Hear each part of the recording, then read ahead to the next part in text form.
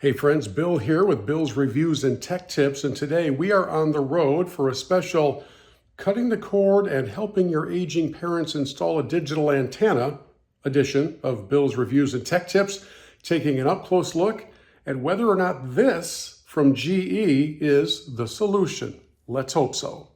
I have to admit that in picking this version of a digital antenna, I was attracted to some of the claims on the box, being able to deliver an image in 4K from stations up to 55 miles away and bring to my parents all of these networks and the possibility of them making life easier and cutting the cord and not worrying about subscriptions. There are a lot of claims on this package for the Edge HD, so the real big test, I guess, is to see whether or not it delivers, because it's really quite a simple packaging product.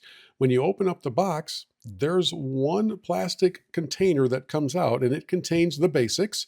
It's got a two-sided, very almost paper-thin antenna receiver system.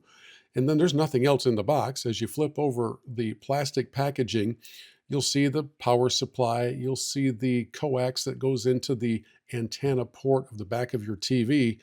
And that's really about it.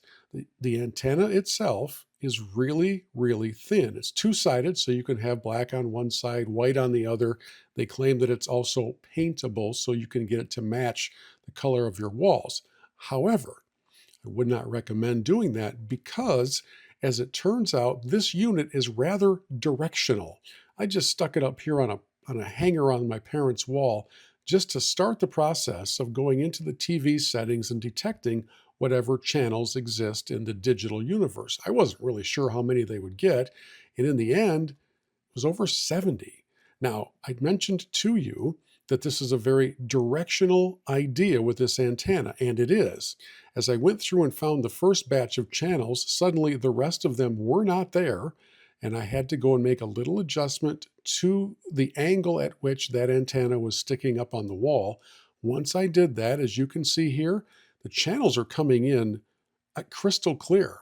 It was really quite impressive to see the digital clarity coming in through this simple little antenna that I thought was overpromising and perhaps under-delivering. And so in the end, if you are looking for an effective way to cut the cord and save on all those subscriptions, this looks to be a pretty good solution for picking up 70-ish digital channels depending on where you live.